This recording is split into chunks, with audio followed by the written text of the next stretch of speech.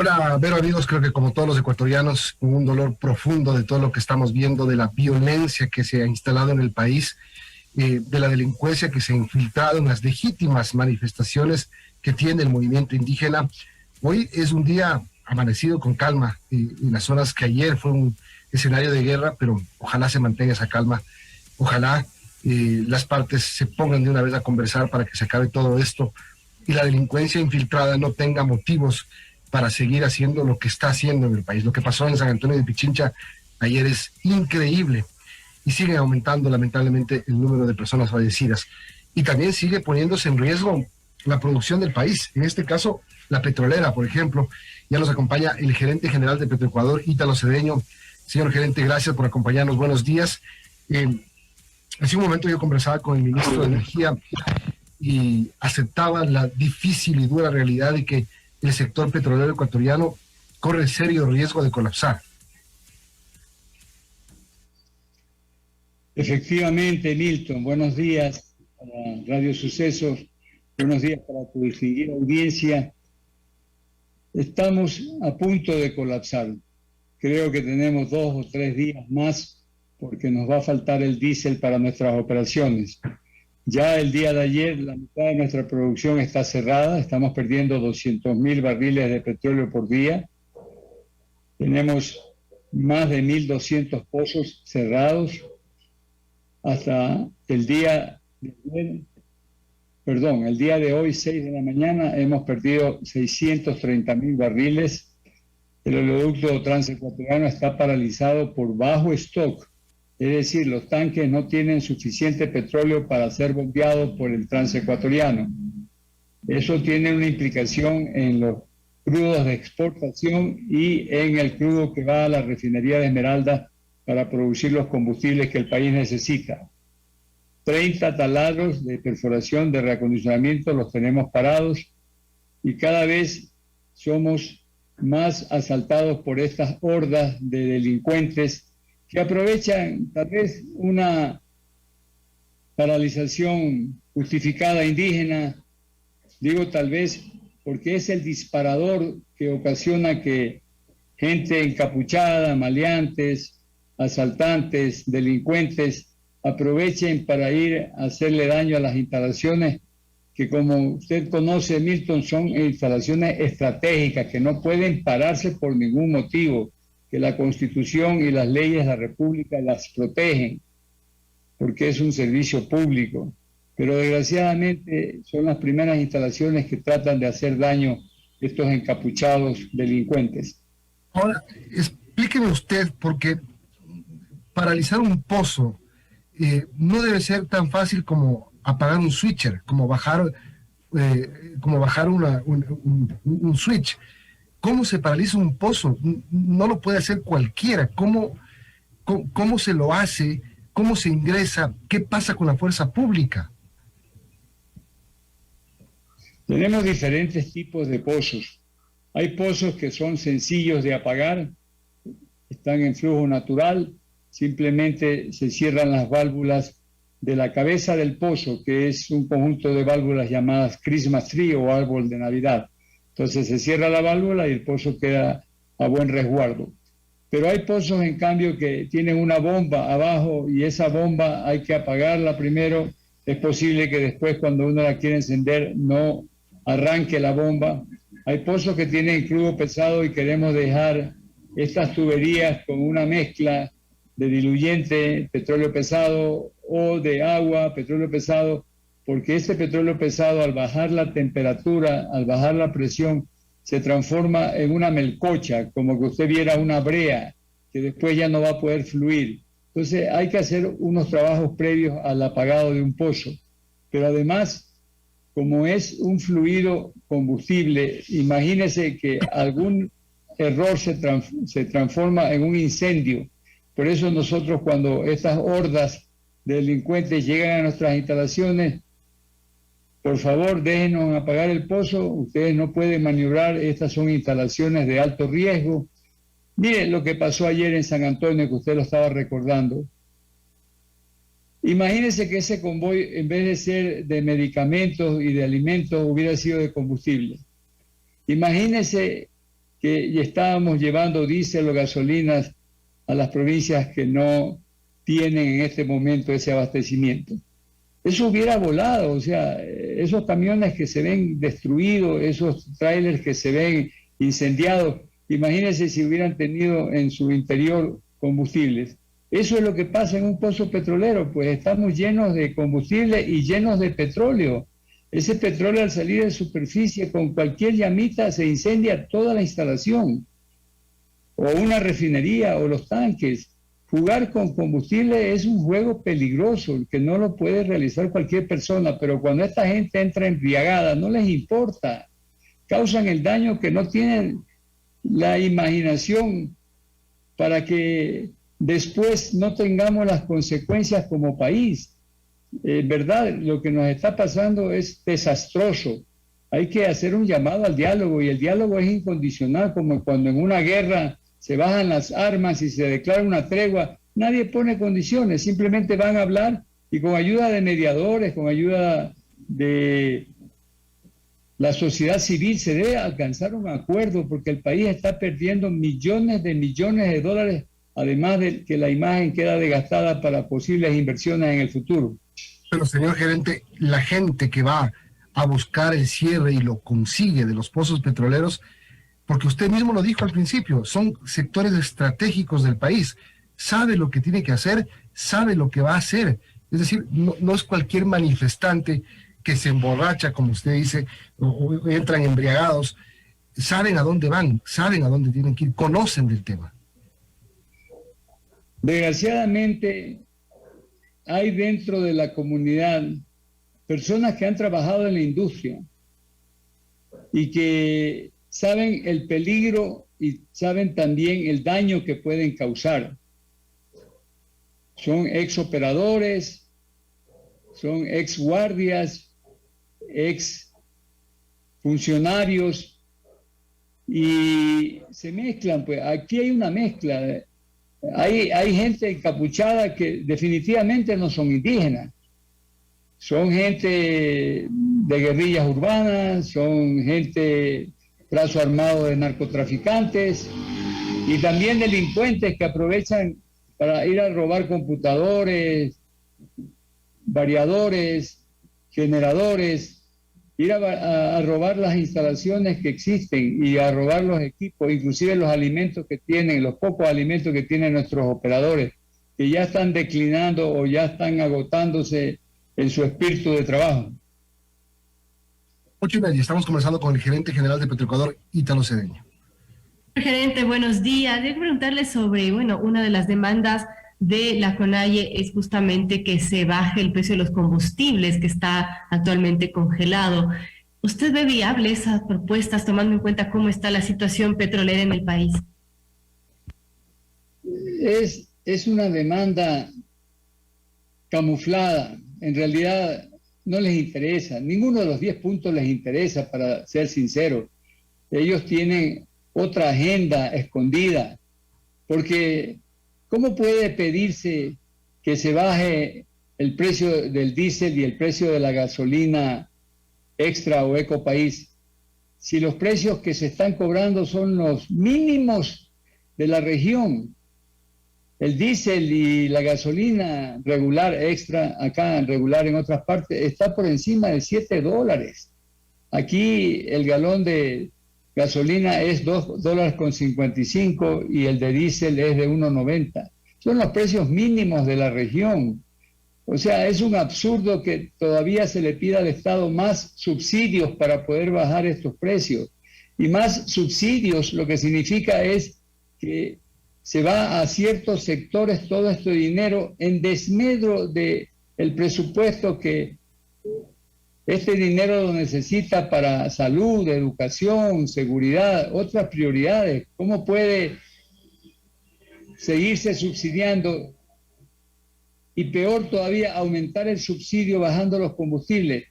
Es un pedido irracional, pero además de que no tiene ninguna lógica, yo sí creo que es un camuflaje para las verdaderas intenciones que están en otras latitudes.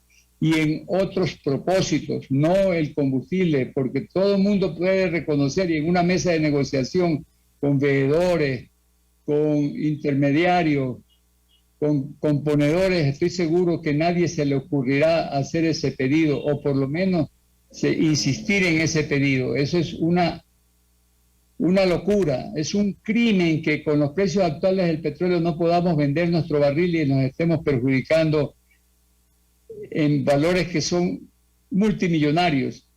Es ahora o nunca que debemos producir y vender el petróleo. Yo no creo que esta situación en el futuro se vaya a repetir, es una lotería.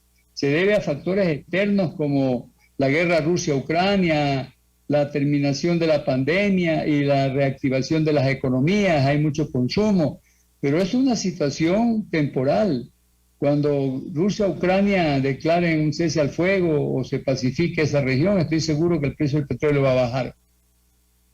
Señor gerente, ¿cómo está el abastecimiento, y hablando de gasolinas y diésel, de combustibles en el país? Veo que hay provincias que tienen problemas. Ayer veía en la ciudad de Cuenca que no había la gasolina Ecopaís porque los camiones de etanol no pudieron pasar y solamente estaban ofreciendo súper a la gente. Usted lo tiene claro, Milton. Es un problema transportar por las carreteras bloqueadas. Por ejemplo, en el Carchi ya hay desabastecimiento y no podemos pasar los tanqueros con combustible porque no nos dejan. Entonces hacemos convoyes especiales protegidos por Fuerzas Armadas para poderle llegar a esas provincias, sobre todo fronterizas, al norte y al sur del país, a Azuay Loja o Imbabura, Carchi. Y le ponía como ejemplo, imagínese lo que sería un sabotaje a estos tanqueros que quieran incendiar un tanquero. Bueno, eso no es un incendio de un vehículo, eso es un incendio de un depósito de combustible que ocasiona un fuego dantesco que no se puede apagar fácilmente y que puede traer un peligro inminente a cualquier instalación cercana, a cualquier población en los alrededores de este tanquero, inclusive a los mismos manifestantes, porque imagínense una explosión de un tanquero lleno de combustible. Por eso es que estamos en ciertas provincias con desabastecimiento. No es porque no queremos llevar el etanol a Cuenca, es porque no nos dejan llevarlo, pero sin embargo, sorteando todas las dificultades, podría decir que el país no está desabastecido con pequeñas excepciones. ¿Cuántas? ¿Cuántas son esas excepciones y cuáles son? La provincia del Carchi, por ejemplo. El gobernador nos pide y nosotros hemos implementado un convoy para poder llegar hasta esas locaciones. La provincia de Loja, por ejemplo. Lo que usted acaba de mencionar no es problema de distribución de gasolina Ecopaís y por eso tienen que comprar gasolina súper. Pero es el problema de que no podemos meter el etanol para la mezcla. Y esto también está dándose en Sucumbíos, región donde se produce el petróleo, donde tenemos una refinería cercana en Suyufindi, pero no nos dejan distribuir. Entonces, en algún momento, la población civil se va a declarar en rebeldía contra estas manifestaciones de paralización, porque saben que no es culpa nuestra el no distribuir los combustibles, que son estos bloqueos que impiden que lleguemos a las estaciones de servicio. Señor gerente, respecto a esta toma de pozos y estos actos vandálicos, hay un problema que es la impunidad. ¿Ustedes han podido identificar a alguno de los responsables? ¿Han podido denunciar ante la Fiscalía sobre estos actos vandálicos? Gracias, Verónica, por la pregunta. Los vándalos son los mismos que en el 2019 impidieron producir petróleo y pararon el oleoducto transecuatoriano. Desgraciadamente, el caldo de cultivo de repetir estas acciones es la impunidad. Mientras ellos sean liberados por jueces, mientras ellos sean declarados en amnistía o indulto por la Asamblea, se van a repetir las acciones. Mientras no haya penalidad para los responsables, seguramente pues esto será inclusive hasta motivación para repetir estos actos de delincuencia y violencia contra instalaciones estratégicas que de acuerdo a la Constitución, de acuerdo a las leyes, son un servicio público que no se puede paralizar, que quienes lo paralizan deben tener prisión de 3 a 5 años. Pero ¿cómo luchar si la justicia los libera? No puede esto volver a ocurrir. Y le digo algo que es peor, nosotros hacemos la denuncia, obviamente, tenemos la documentación, tenemos fotografía, tenemos videos de las personas que están atentando contra las instalaciones estratégicas del Estado ecuatoriano, y hemos puesto ya más de 30 denuncias en Oriente de quiénes son esas personas, están identificadas. Son los mismos, desgraciadamente la impunidad los deja a salvo y vuelven a ocurrir estas cosas, y volverán a ocurrir si es que no hay una penalización ejemplarizadora que los castigue y que no vuelva esto a incentivarlos, a motivarlos a repetir estas fechorías.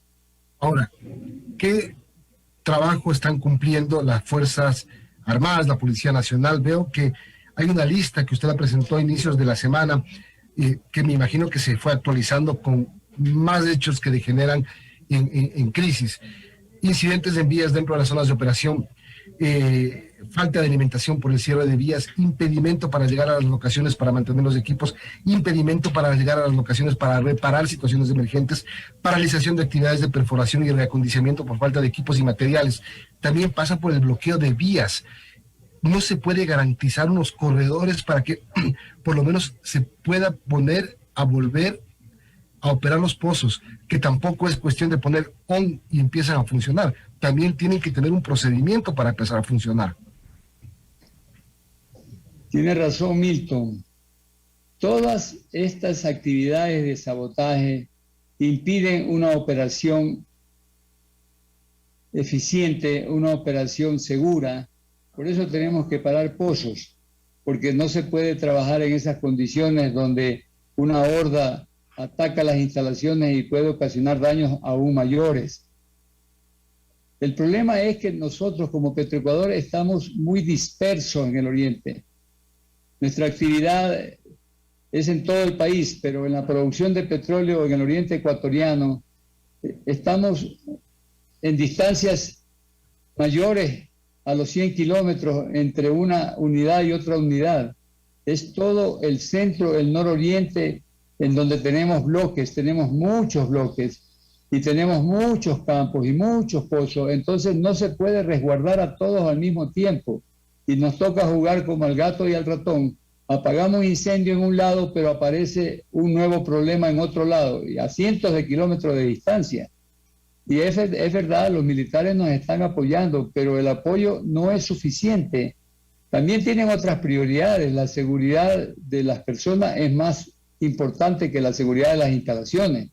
Y si no tuvieran suficiente seguridad, Quito fuera arrasada por estos delincuentes y ocurrirían hechos peores que los de 2019. Entonces, esta fuerza pública pues tiene que distribuirse de acuerdo a sus limitadas capacidades en todo el territorio nacional. Nosotros en Oriente tenemos 800 militares, pero no son suficientes. Cubrimos una extensión de más de 100.000 kilómetros cuadrados, solamente en nuestras actividades, y también hay empresas privadas que piden protección contra los operadores que están trabajando en esas empresas privadas, porque no solamente se roban los consumibles y las instalaciones, todo el equipo que en una instalación petrolera existe, sino que además van contra las personas, los vejan, los arrastran, los humillan. Entonces esa gente se siente insegura, son gente que tiene familia, son gente que, como cualquier ser humano, tiene miedo de lo que le pueda pasar, inclusive perder la vida. Y ya obviamente tienen que salir de las instalaciones, dejarlas abandonadas, porque de otra manera su propia integridad corre un peligro. Gracias, señor gerente, por darnos la panorámica triste, complicada, y si es que no se soluciona con un futuro inmediato, terrible. Gracias por acompañarnos. Ítalo Cedeño, gerente general de Petroecuador. Un último pensamiento, Milton. Mire, la energía mueve al mundo, no a Ecuador, al mundo lo mueve. Sin energía no nos podríamos imaginar el mundo actual.